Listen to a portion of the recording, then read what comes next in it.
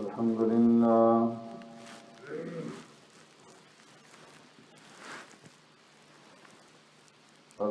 لله نحمده ونستعينه ونستغفره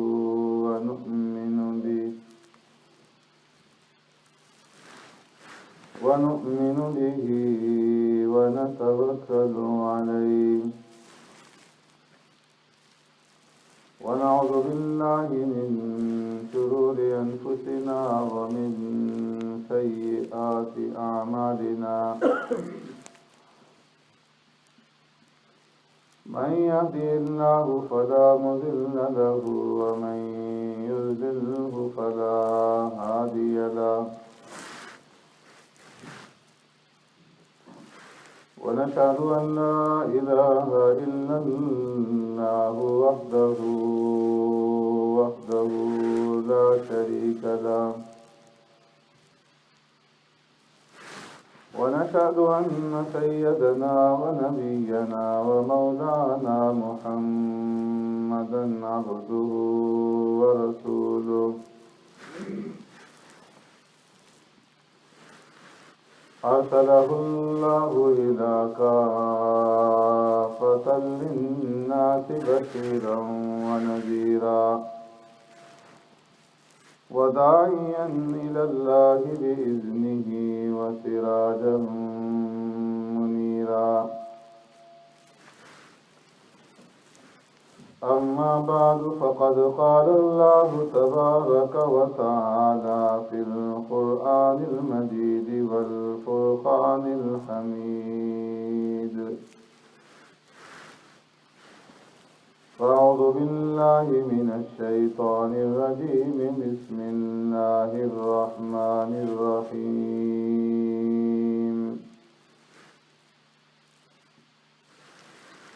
يا بني إسرائيل اذكروا نعمتي التي أنعمت عليكم وأوفوا بعهدي أوف بعهدكم وإياي فارهبون وآمنوا بما أنزلت مصدقا لما معكم ولا تكونوا أول كافر به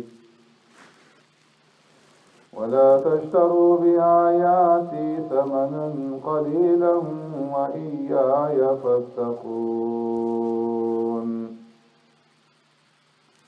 ولا تلبسوا الحق بالباطل وتكتموا الحق وأنتم تعلمون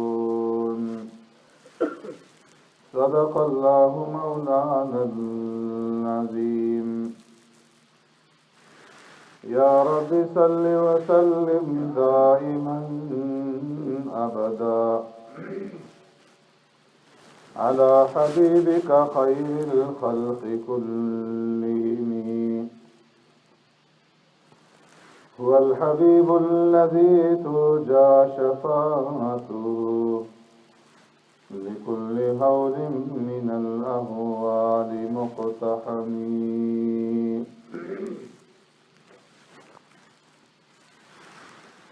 يا بني إسرائيل اے بنی اسرائیل اذکروا نعمتی التی انعمت علیکم یاد کرو میری ان نعمتوں کو جو میں نے تمہارے اوپر کی وَأَوْفُوا بِعَهْدِي أُوفِ بِعَهْدِكُمْ اور پورا کرو تم میرا عہد میں پورا کروں گا تمہارے عہد کو وَإِيَّايَ فَارْهَبُونَ اور خاص مجھے سے ڈرو وَآمِنُوا بِمَا أَنزَلْتُ مُصَدِّقًا لِمَا مَعَكُمْ اور ایمان لاؤ اس کتاب پر جو میں نے اتاری تصدیق کرتی ہے اس کتاب کی جو تمہارے پاس ہے وَلَا تَكُونُوا أَوَّلَ كَافِرٍ بِهِ اور مت بنو پہلے انکار کرنے والے اس کے ساتھ۔ وَلَا تَشْتَرُوا بِآيَاتِي ثَمَنًا قَلِيلًا، اور مت خریدو میری آیتوں کے بدلے میں تھوڑا سا مول۔ وَإِيَّايَ فَاتَّقُونِ، اور خاص مجھے سے ڈرتے رہو۔ وَلَا تَلْبِسُوا الْحَقَّ بِالْبَاطِلِ، اور نہ خلط ملط کرو، نہ ملاؤ حق کو باطل کے ساتھ۔ وَتَكْتُمُوا الْحَقَّ وَأَنْتُمْ تَعْلَمُونَ، اور تم چھپاتے ہو حق کو حالانکہ تم جانتے ہو۔ آمنت باللہ وبآیاتی،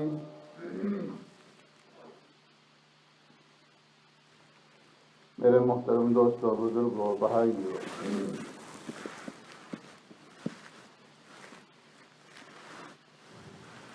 گزشتہ جمعہ میں نے آپ حضرات کے سامنے بنی اسرائیل کا مختصر تعارف پیش کیا تھا کہ اسرائیل یعقوب علیہ السلام کا دوسرا نام ہے، یا یعقوب علیہ السلام کا لقب ہے، اور یعقوب علیہ السلام ابراہیم علیہ السلام کے پوتے ہیں، اور اسحاق علیہ السلام کے بیٹے۔ اسحاق علیہ السلام کے دو بیٹے تھے، ایک کا نام عیس اور دوسرے کا نام یعقوب۔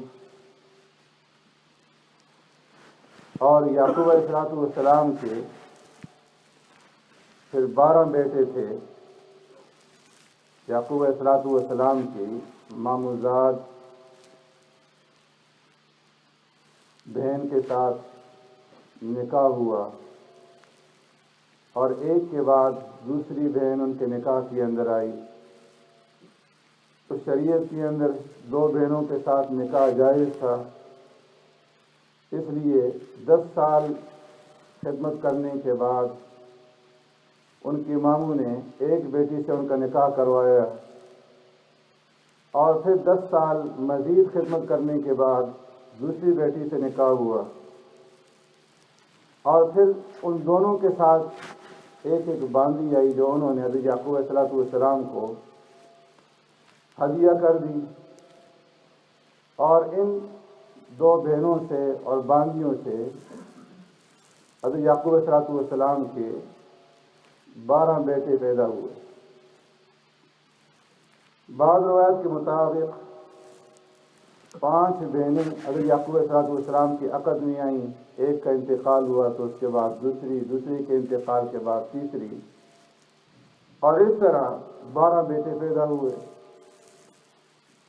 اور پھر 40 سال کے بعد اللہ نے جب حضرت یعقوب علیہ السلام کو نبوت عطا فرمائی تو واپس کنعان فلسطین لوٹنے کا حکم ملا، اور فلسطین میں حضرت یوسف علیہ السلام کے ساتھ جو واقعہ پیش آیا اس کے ذریعے سے یہ پورا خاندان مصر پہنچا، اور مصر میں برسہا برس اور پشتہا پشت آباد رہنے کے بعد جب ان کو انتہائی غلامی کے اندر، بدترین غلامی کے اندر مبتلا کیا گیا یوسف علیہ السلام کے انتقال کے بعد، اور سخت ترین بیگاریں اور سخت ترین کام ان سے لینے لگے، ان کے بیٹوں کو، لڑکوں کو ذبح کیا جانے لگا، بدترین مظالم ان کے اوپر ڈھائے گئے۔ اللہ نے موسیٰ علیہ السلام کو مبعوث فرمایا، اور پھر اللہ کے حکم سے موسیٰ علیہ السلام انہیں وہاں سے لے کر کے چلے، اور دریا بحر قلزم انہوں نے عبور کیا۔ اللہ نے دریا کے اندر 12 راستے بنا دیے، جب یہ دریا عبور کر گئے تو فرعون اور اس کے لشکر کو اللہ رب العزت نے اس بحر قلزم کے اندر غرق کر دیے اور بنی اسرائیل کو نجات عطا فرمائی۔ یہاں پر بات ختم ہوئی تھی۔ اب یہاں سے آگے سفر شروع ہوتا ہے۔ اللہ رب العزت نے موسیٰ علیہ السلام کو یہ وحی فرمائی کہ اے موسیٰ، تمہارا جو آبائی وطن ہے ارض مقدس، جس کا اطلاق شام، فلسطین، اردن، اس تمام علاقے کے اوپر ہوتا ہے، یہ زمین اللہ رب العزت نے تمہارے لیے لکھ دی ہے، اور تم بنی اسرائیل کو لے کر کے جاؤ اور وہاں پر جو قوم آباد ہے ان کے ساتھ جہاد کرو، اللہ رب العزت تمہیں فتح یاب کریں گے اور یہ سرزمین تمہیں عطا کر دیں گے۔ موسیٰ علیہ السلام نے اللہ کے حکم کے مطابق بنی اسرائیل کو ساتھ لیا اور نہر اردن کو عبور کیا۔ اس وقت جو شہر تھا اریحا، وہاں تک پہنچے۔ یہ چونکہ 12 بھائی تھے اور ان 12 بھائیوں کی اولاد سے 12 خاندان تھے، 12 قبیلے تھے، تو موسیٰ علیہ السلام نے ہر ایک قبیلے سے ایک ایک سردار چنا اور پھر ان 12 آدمیوں کو، 12 سرداروں کو بطور جاسوسی آگے بھیجا کہ جا کر کے جس قوم سے جہاد کرنا ہے اس کے حالات معلوم کر کے لا۔ یہ قوم عمالقہ تھی اور بڑی زور آور، طاقتور اور بڑے بڑے قد و قامت کی مالک تھی۔ جب یہ لوگ فلسطین کی طرف روانہ ہوئے اور بیت المقدس میں داخل نہیں ہوئے تھے، باہر ہی تھے کہ ایک آدمی قوم عمالقہ میں سے مل گیا اور اس ایک آدمی نے ان 12 کو گرفتار کر لیا۔ گرفتار کر کے شاہی دربار میں پیش کیا کہ یہ لوگ ہمارے ساتھ جنگ کرنے کے لیے آئے ہیں۔ مشاورت ہوئی کہ انہیں قتل کر دیا جائے۔ بالآخر فیصلہ ہوا کہ انہیں رہا کر دیا جائے تاکہ یہ اپنی قوم کے اندر جا کر کے عینی گواہ بن جائیں اور کسی کو جرأت نہ ہو کہ وہ ہمارے اوپر حملہ آور۔ ہمارا دبدبہ، ہمارا روب اور ہماری طاقت کے بارے میں جا کر کے یہ اپنی قوم کو بتائیں گے۔ انہیں چھوڑ دیا گیا۔ موسیٰ علیہ السلام سے آ کر کے انہوں نے رپورٹ پیش کی کہ وہ تو ایسے جبار اور ایسے طاقتور لوگ ہیں۔ موسیٰ علیہ السلام کو اندیشہ ہوا کہ بنی اسرائیل کو معلوم ہوگا تو انکار کر دیں گے، اس لیے انہیں سمجھایا کہ دیکھو قوم کو نہ بتانا اور یہ جو بات ہے اپنے تک ہی رکھنا۔ لیکن ان 12 آدمیوں میں سے 10 نے جا کر کے اپنے اپنے ساتھیوں کو بتا دیا اور یہ خبر پوری قوم کے اندر پھیل گئی۔ اور جب موسیٰ علیہ السلام نے انہیں جہاد کا حکم دیا تو کہنے لگے، فرمایا یا قوم ادخلوا الارض المقدسة التي كتب الله لكم ولا ترتدوا على ادباركم فتنقلبوا خاسرين۔ اے قوم، اس مقدس سرزمین کے اندر داخل ہو جاؤ، اور یہ سرزمین اللہ نے کتب اللہ لکم تمہارے لیے لکھ دی۔ اب یہاں سے پیٹ پھیر کر کے واپس مت لوٹو۔ تو کہنے لگے یا موسیٰ ان فیہا قوما جبارین وَإِنَّا لَن نَّدْخُلَهَا حَتَّى يَخْرُجُوا مِنْهَا فَإِن يَخْرُجُوا مِنْهَا فَإِنَّا دَاخِلُونَ۔ اے موسیٰ، وہ تو بڑی ظالم جابر قوم ہے، بڑی طاقتور قوم ہے، جب تک یہ قوم اس سرزمین کے اندر موجود ہے ہم ہرگز اس زمین میں داخل نہ ہوں، حتیٰ یخرجوا منہا، جب تک وہ لوگ خود وہاں سے نکل نہ جائیں، اور جب وہ لوگ نکلیں گے تو اس کے بعد ہم اس سرزمین کے اندر داخل ہوں۔ موسیٰ علیہ السلام نے، ہارون علیہ السلام نے سمجھایا۔ وہ 2 سردار جنہوں نے اپنی بات کو ظاہر نہیں کیا تھا، یوشع ابن نون اور یوقنا، انہوں نے بھی سمجھایا کہ دیکھو اللہ نے تمہارے ساتھ اس سرزمین کی فتح یابی کا وعدہ کیا ہوا ہے، تم صرف اس سرزمین کے دروازے تک ہی پہنچ جاؤ۔ فَإِذَا دَخَلْتُمُوهُ فَإِنَّكُمْ غَالِبُونَ، تم دروازے تک پہنچو تو اللہ کی مدد آ جائے گی، تم غالب ہو جاؤ گے اور اللہ تمہیں فتح یاب کر دیں گے۔ اللہ کی ذات کے اوپر بھروسہ کرو، توکل کرو اور گھبراؤ نہیں۔ تو انہوں نے جواب دیا، یا موسیٰ اِنَّا لَن نَدْخُلَهَا أَبَدًا مَا دَامُوا فِيهَا فَاذْهَبْ أَنْتَ وَرَبُّكَ فَقَاتِلَا إِنَّا هَاهُنَا قَاعِدُونَ۔ اے موسیٰ، ہم کبھی بھی داخل نہ ہوں، جب تک وہ لوگ وہاں موجود ہیں ہم وہاں پہ داخل نہیں ہوں گے۔ فَاذْهَبْ أَنْتَ وَرَبُّكَ، اس سے تو بہتر یہ تھا کہ فرعون ہی ہمیں مار دیتا، اس سے بہتر تو یہ تھا کہ ہم دریائی کے اندر غرق ہو جاتے۔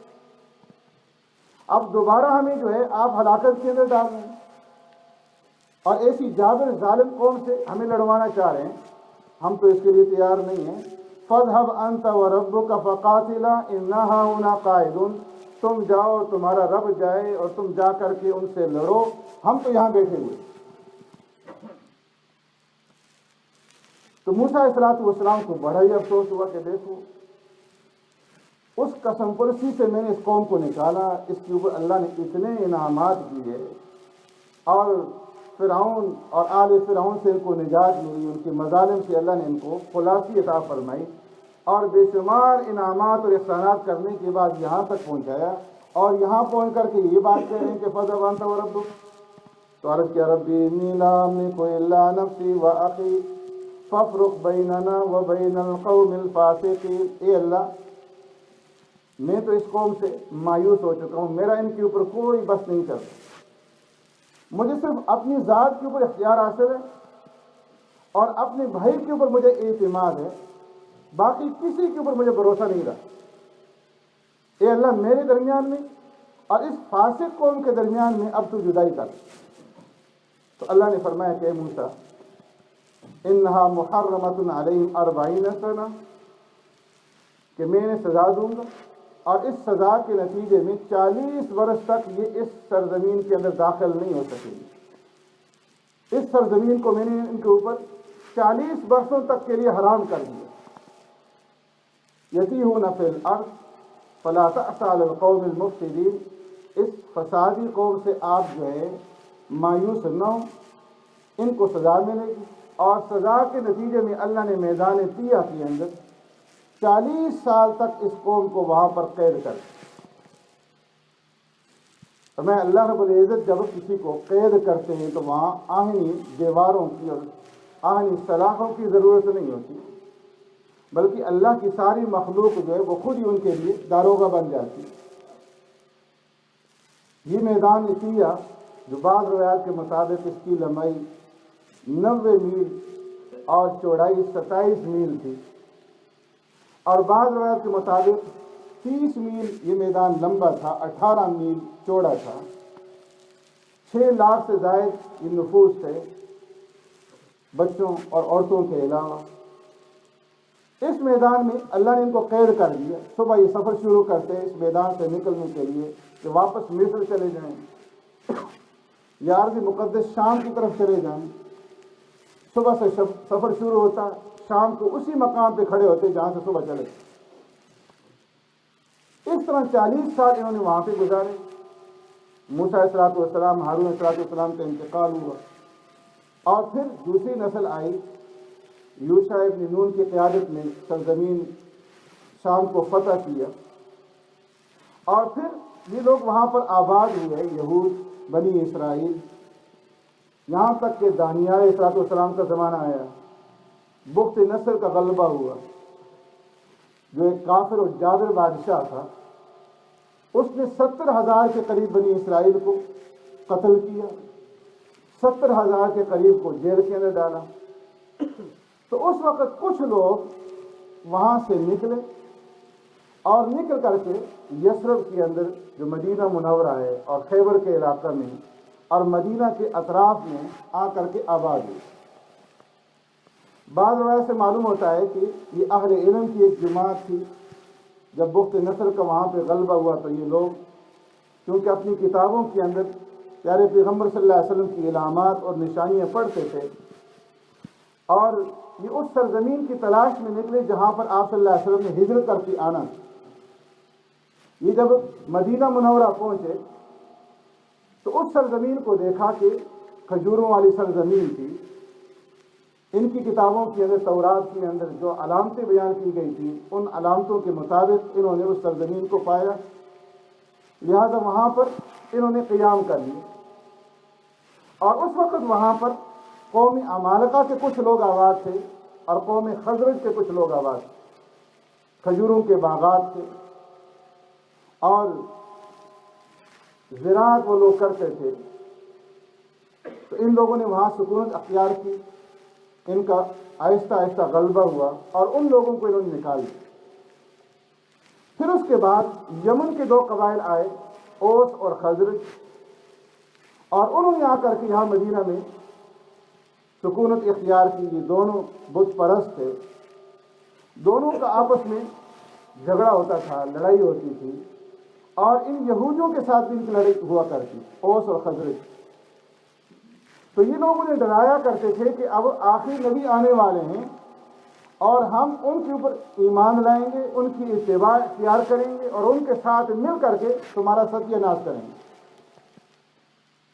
لیکن جب پیارے پیغمبر صلی اللہ علیہ وسلم مبعوث ہوئے اور مدینہ منورہ تشریف لے گئے تو فرمایا کہ اس وقت یہود کے 3 خاندان وہاں پر آباد تھے، بنو قریظہ، بنو نذیر، بنو قینقاع، اور یمن کے وہ 2 قبائل جو انصار کہلائے، اوس اور خزرج، یہ وہاں پر آباد تھے۔